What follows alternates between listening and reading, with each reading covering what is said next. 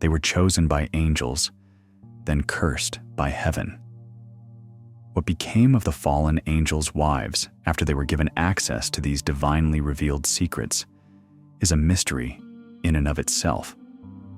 But this mystery hides a truth far more shocking than you were ever told. These women, according to the Book of Enoch, became the mothers of whole magic-defiled generations. They were the first witches in recorded history. But for that, they received an incredibly strange penalty, a consequence so unbelievable, it sounds like something out of a nightmare. One ancient claim even says they became sirens, the supposed origin of mermaid mythology. Yet there's a chilling twist. If that were true, they would have resembled birds, not fish. So, what happened after the flood?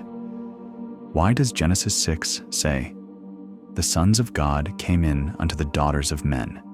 And why did it grieve the Lord so deeply that he said, "I will destroy man, whom I have created from the face of the earth"?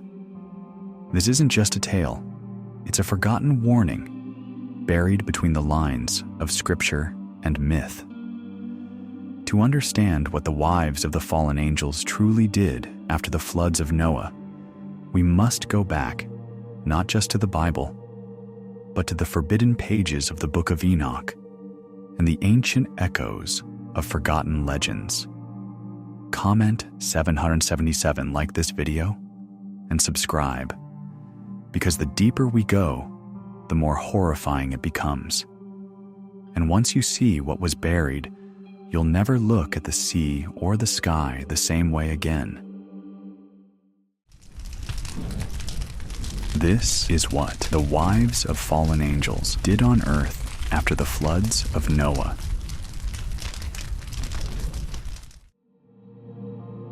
What truly became of the wives of the fallen angels after they were entrusted with divine secrets stolen from the heavens is a mystery cloaked in silence, wrapped in dread, and almost erased from human memory.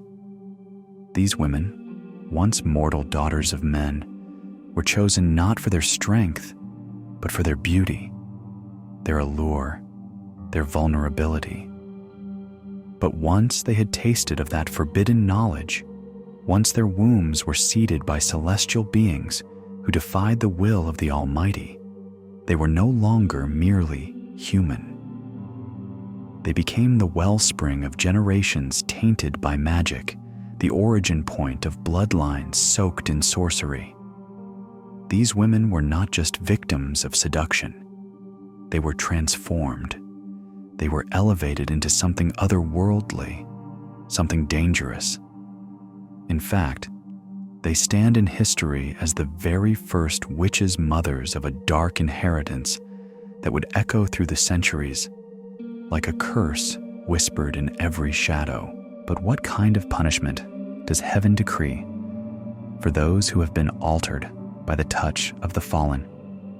The Book of Enoch, buried and forgotten by most, dares to unveil an answer that chills the soul.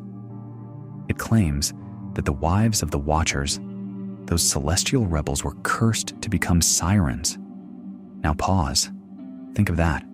Not merely banished or destroyed, but reshaped into beings of temptation and doom. Is this the real origin behind the ancient myths of mermaids? And if so, how did the world forget their true faces? Yet, here is where the mystery thickens. Because the sirens of old mythology, especially those described in Greek legends, were not aquatic maidens with shimmering tails. According to the ancient poets and priests, the sirens were winged creatures, part woman and part bird, who hovered over the waves, their voices so achingly beautiful that sailors abandoned reason at the sound of them. Many would steer their ships straight into jagged rocks, enchanted, enslaved by sound alone. The earliest Greek texts mentioning sirens trace back only to around 300 BC, and so the timeline fractures. It leaves us with an aching question. Were these sirens the true fate of the fallen angels' wives? Or were they something else entirely misunderstood, rewritten by myth-makers who forgot the flood, who forgot the watchers, who forgot God? If the wives of the fallen had truly become those bird-like creatures, why then does our collective memory depict them not as winged women above the sea, but as mysterious maidens beneath it? I believe we are looking through a cracked lens. I believe their transformation was not into sirens, as the Greeks knew them, but into something even more tragic. Songbirds, yes, but not of the sky. No wings, no perch among the cliffs. They became the haunting voices of the deep, the echo beneath the waves, the shimmering phantoms who sing to the drowned and forgotten. They became the mermaids of nightmare, not fantasy. Let us return then, not with casual interest, but with reverence to the earliest chapters of Scripture. Genesis chapter 6, a passage so ancient that even time seems to tread lightly around it. In these few lines, a cosmic breach is quietly unveiled, a moment when the heavens did not simply observe the earth, but intervened in a way that would change the course of history forever. When mankind began to multiply upon the face of the earth, the text declares, "And daughters were born unto them. The sons of God saw that they were beautiful, and took them as wives, any they chose." The words feel deceptively simple, but beneath them lies a fracture, a forbidden crossing a divine sorrow. These sons of God, as tradition and apocryphal writings like the Book of Enoch suggest, were not men, but celestial beings, angels who abandoned their place. Why did they descend? Was it lust?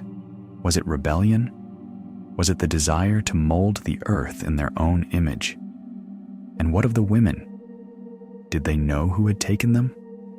Did they understand what it meant to be chosen by something not of this world? Imagine the terror, the wonder, the confusion of waking beside a being of light no longer loyal to heaven. How many of us could have resisted? But the consequences of these unions were more than emotional or personal. They were biological. They were spiritual. From these forbidden marriages came offspring unlike anything the world had ever seen. Giants roamed the land, beings of enormous strength and ancient memory. Genesis names them plainly. There were giants in the earth in those days, and also after that, when the sons of God came in unto the daughters of men, and they bore children to them. The same became mighty men, which were of old men of renown. But these were not heroes in the sense of righteousness.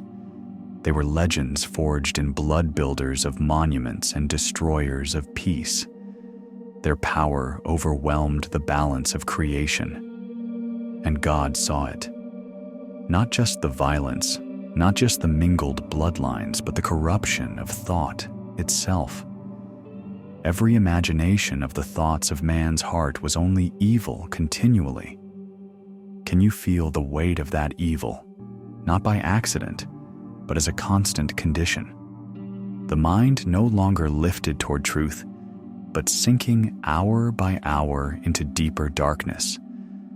The Creator, who once shaped man with delight, now looked upon his creation and felt sorrow. It repented the Lord that he had made man on the earth, and it grieved him in his heart. What must it take to grieve the heart of God? Then came judgment, a sentence not of cruelty, but of cleansing. I will destroy man whom I have created from the face of the earth, both man and beast, and the creeping thing, and the fowls of the air.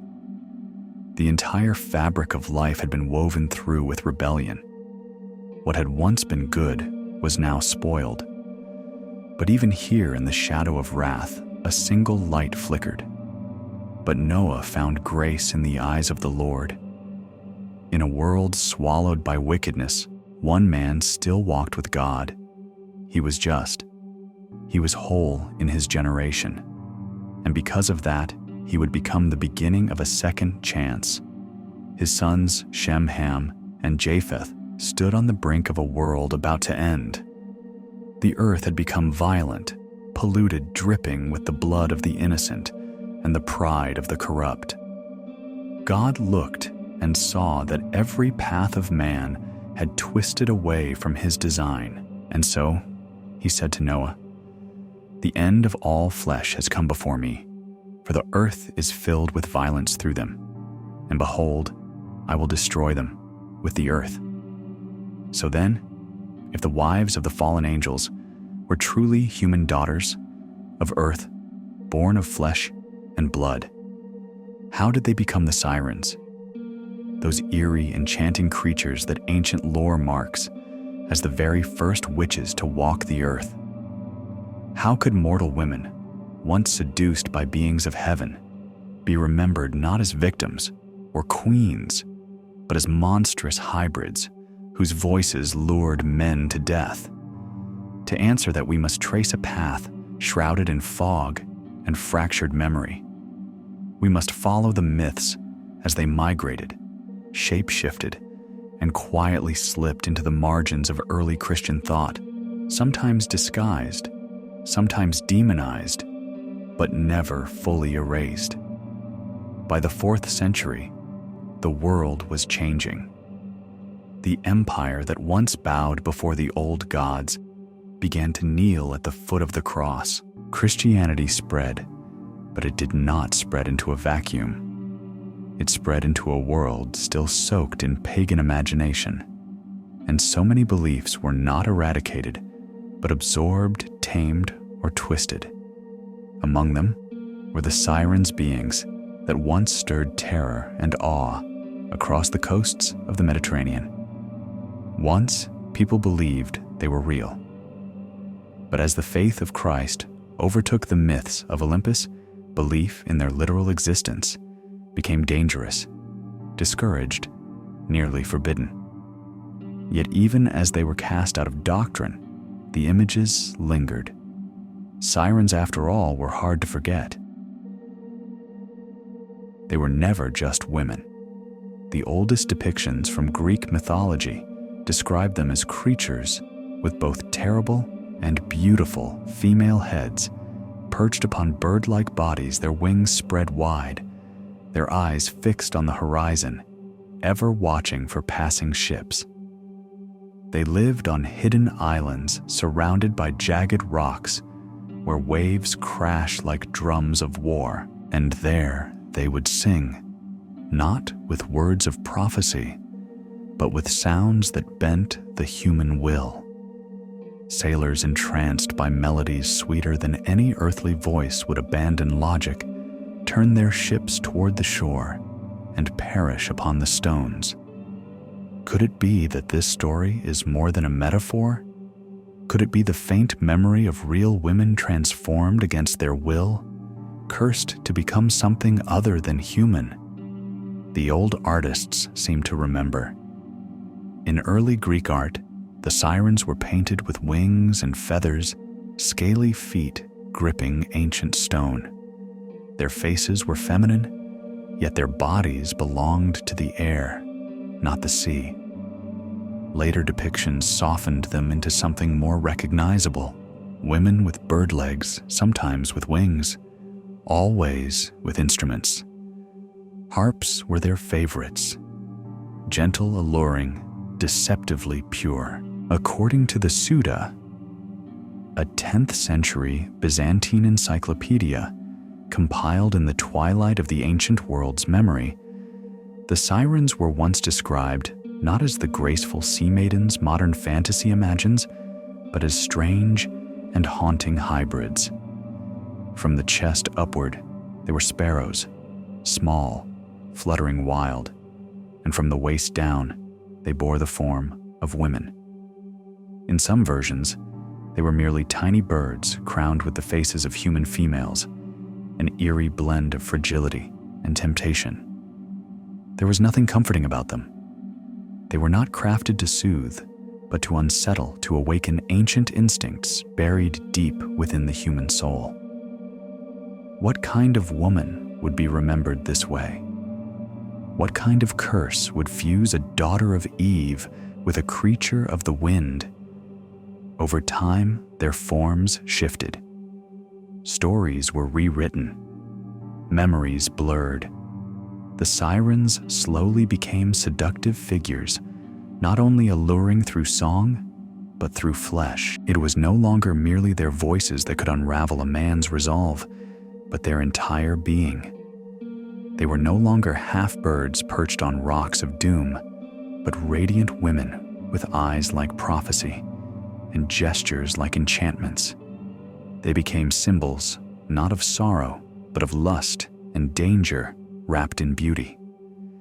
And while monstrous women appear across the folklore of every culture, demons in India, river maidens in Slavic tales, banshees in Celtic legend, it is the sirens of Greek and Germanic myth who have endured with the sharpest edge. Why could it be that behind their image lies a story too close to the truth to be forgotten?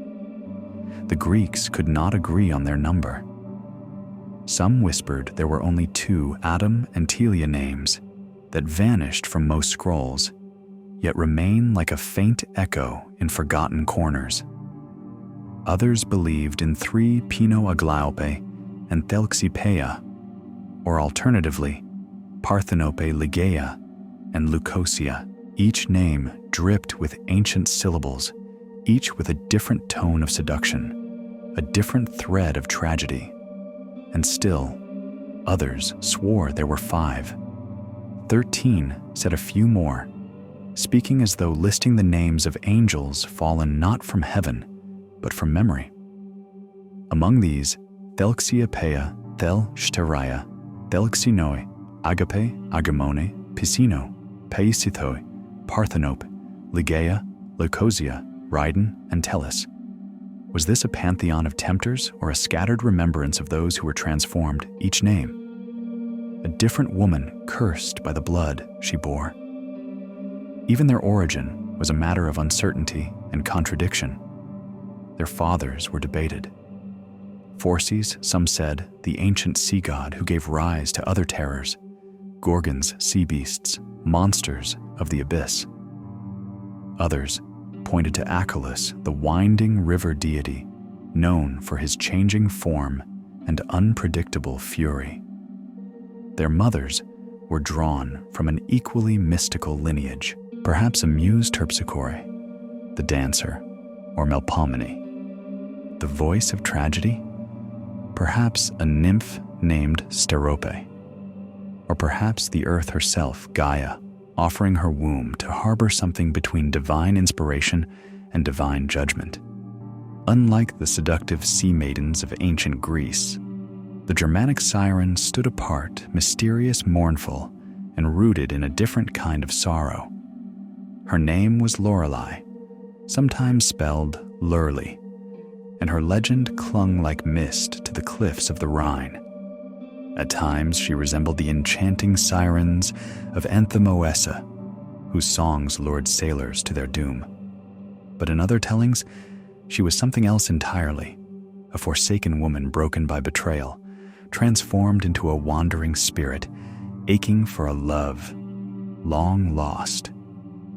In some tales, she was not seen at all, only heard a disembodied voice calling from the rocks, much like Echo, the nymph of Greek myth, who was cursed to speak only in repetition. Her body lost, her soul dissolved into sound.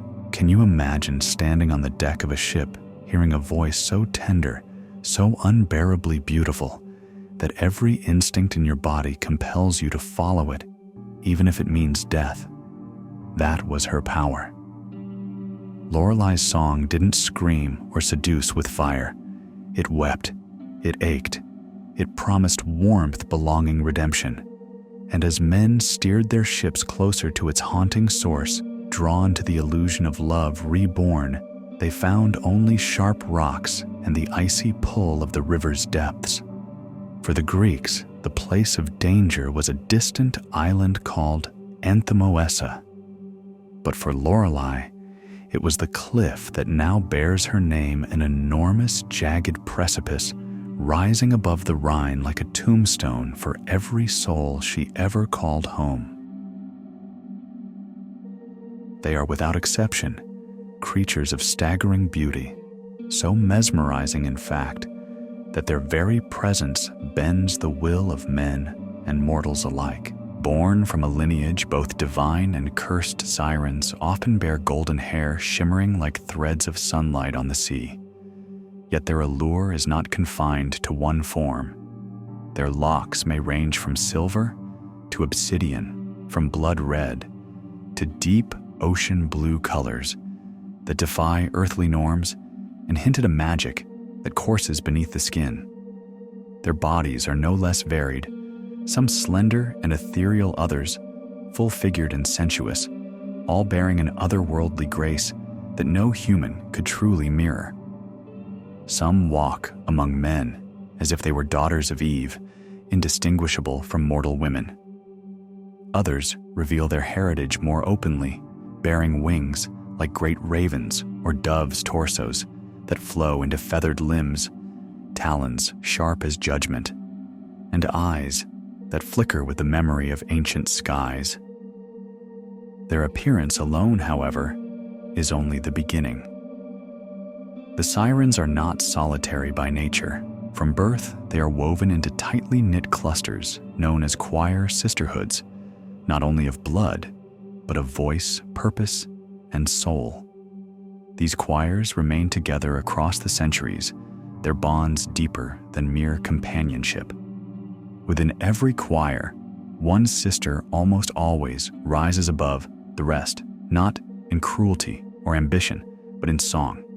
The eldest, the most haunting, the one whose voice can still the wind or stir a tempest.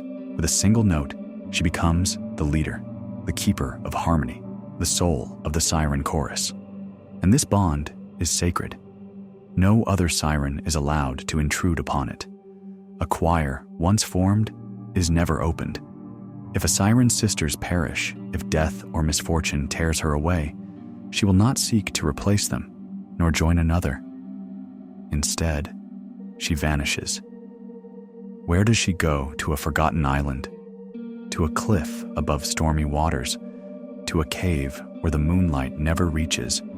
Wherever it is, she sings alone, sometimes for vengeance, sometimes for memory, sometimes to summon what once was knowing it will never be again. If she leaves her choir, whether by exile, coming childbirth, or sorrow too great to remain, she fades from the sight of her kind and lives out her final days in solitude. Even among the early church fathers, the siren was not forgotten. Saint Jerome, the man entrusted with shaping the Latin Vulgate, the very version of the Bible that echoed through the cathedrals and monasteries of Christendom for centuries, chose a startling word in his translation. When he encountered the Hebrew term tannim, often rendered as jackals in Isaiah 13:22, and a similar word for owl in Jeremiah 50:39, he chose Sireni sirens. Why could it be that even then the ancient memory of these seductive, sorrowful creatures still clung to the imagination of the faithful? Was Jerome suggesting something deeper, an unseen spiritual danger that prowled the ruins of fallen empires and whispered in the shadows of desolation? This interpretation, however, was not a celebration of pagan lore. Quite the opposite. In the 2nd century, Clement of Alexandria stripped the siren of her mythic feathers and revealed her soul a symbol of temptation, a courtesan cloaked in beauty and deceit. Her voice, he taught, was no longer just a melody, it was a moral snare. The siren became an allegory for pleasure that enchants but enslaves, a warning against the sweet poison of indulgence. By the 4th century, Church fathers like Ambrose would echo this view, fortifying the siren's image not as a mythical being to be adored, but as a spiritual metaphor to be feared. This was not a nod to Greek mythology, but a deliberate reclamation of its symbols for a greater war, a war not of gods and monsters, but of flesh and spirit. Early Christian scholars, often humorists and moralists, reshaped these tales to warn against vice and folly. One of the most enduring interpretations came from Isidore of Seville in his monumental Etymologiae, ca. 560-636. According to him, the Greeks spoke of 3 sirens creatures who were part maiden, part bird with feathered wings and razor claws. One sang, another played the flute, the third strummed the lyre. Together, they lured sailors to their doom, not just by sound, but by seduction. But beneath this poetic mask, Isidore revealed a darker truth. The sirens were not mythical after all, he claimed. They were prostitutes who enticed travelers and emptied their purses, leading them to ruin. Their wings symbolized the fleeting nature of lust. Their claws, the pain it brings. In the fog-veiled forests of northern Europe, beside the whispering currents of the Rhine, there arose a legend not birthed from Greece or the islands of the south. This was no tale of Olympus or Odysseus, but of Lorelei, the Germanic siren, whose name clings like mist to the jagged cliffs that bear her name. She was not merely a copy of the Greek enchantresses. She was their haunting reflection in a darker mirror. Sometimes she appeared as a phantom beauty, luring sailors with her mournful songs, while other times she was remembered as the sorrowful ghost of a betrayed maiden, her soul forever echoing across the river's sharp bends. They say she vanished from flesh, leaving only her voice behind an ethereal whisper, not unlike the Greek nymph Echo, whose body faded and whose sorrow remained. Yet the song of the siren, whether in the Aegean or the Rhine, always spelled death. It was never the beauty of the face, but the terrible sweetness of her voice that doomed men. Greek sailors called their fatal shore Anthemoessa, an island of bones hidden by flowers. But Lorelei had her own tomb, a towering cliff named in her honor, where her song still lingers in the wind, drawing hearts toward the rocks.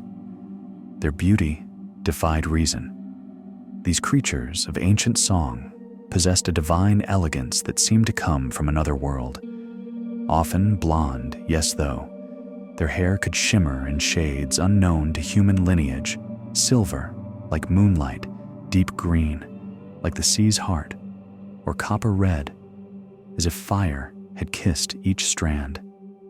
Their bodies danced across the spectrum of allure, some slender as reeds swaying by the shore, others curved and radiant, like queens from forgotten courts, while some mirrored mortal women, perfectly others wore the traits of bird wings unfurled behind their shoulders, talons beneath gowns of feathers, or hybrid forms, where human and avian flesh wove into one. Their skin bore every hue of twilight, their eyes flickering with the mystery of stars. Sirens were born into choirs, sisterhoods unbreakable, each led by the eldest, the one with the voice most enchanting, the tone most lethal. No outsider could join a choir, and no siren cast out would seek another. If tragedy struck, if her sisters died, if her womb stirred with new life, if she was cursed to exile, she would retreat to a distant island, singing alone into the void. Yet as long as her choir breathed, she would never leave them. The bond was sacred, sealed in sound. Even the early church fathers could not ignore her. Saint Jerome, translator of the Latin Vulgate, encountered sirens not as myth, but as metaphors, using their name to render the Hebrew Tannim, meaning jackals, in Isaiah 13:22, and even in reference to owls in Jeremiah 50:39. For the Christians of old, the siren was no sea nymph, but an allegory of a walking temptation dressed in melody. Clement of Alexandria saw her as the embodiment of lust, a harlot cloaked in harmony, drawing men not to rocks, but to ruin. Ambrose, bishop and scholar, echoed this warning, lifting the siren as a symbol of worldly pleasure's deadly seduction. And then came Isidore of Seville, whose encyclopedic Etymologia preserved the grim moral of it all. 3 sirens, he wrote, were believed to exist, part virgins, part birds, with wings and claws. One sang, one played the flute, and the third strummed the lyre. They didn't just lure sailors, they impoverished them, destroyed them, and dragged them down into despair.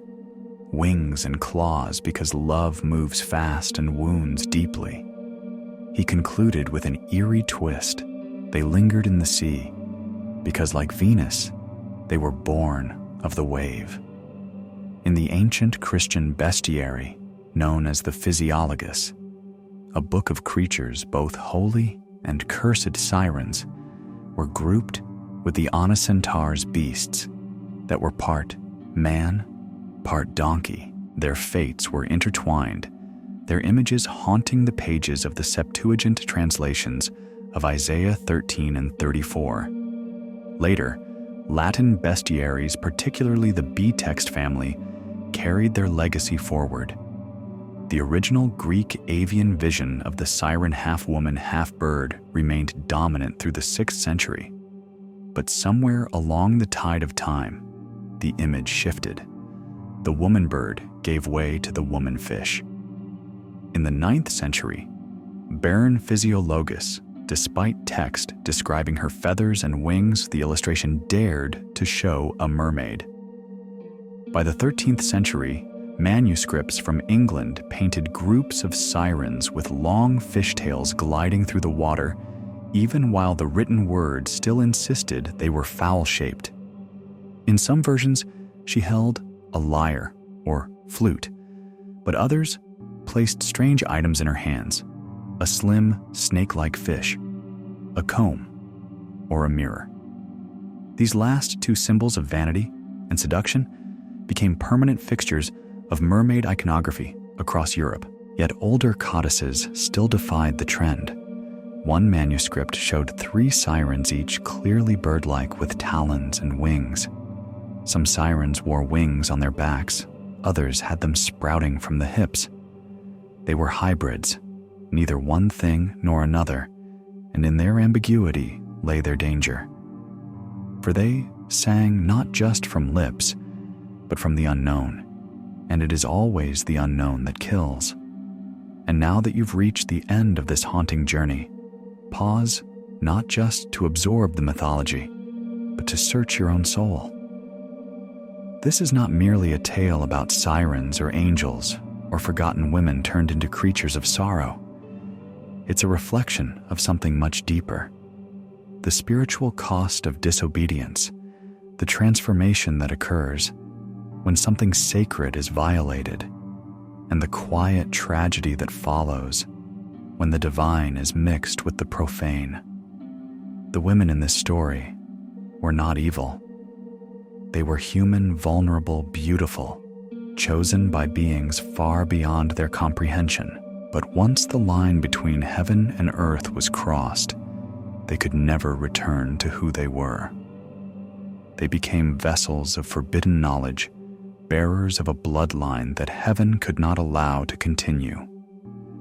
They were altered, not only in body, but in destiny.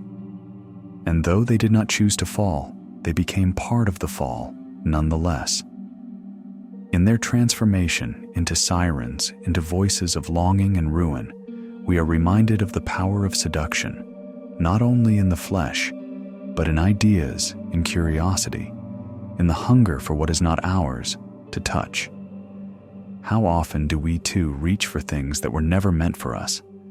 How often do we disguise temptation as empowerment and call corruption by the name of freedom? This story lingers because it echoes something true about the human condition. We live in a world that still dances on the edge of divine boundaries. We are told that everything is permissible, that all beauty should be pursued, that every desire deserves fulfillment. But the Sirens remind us otherwise.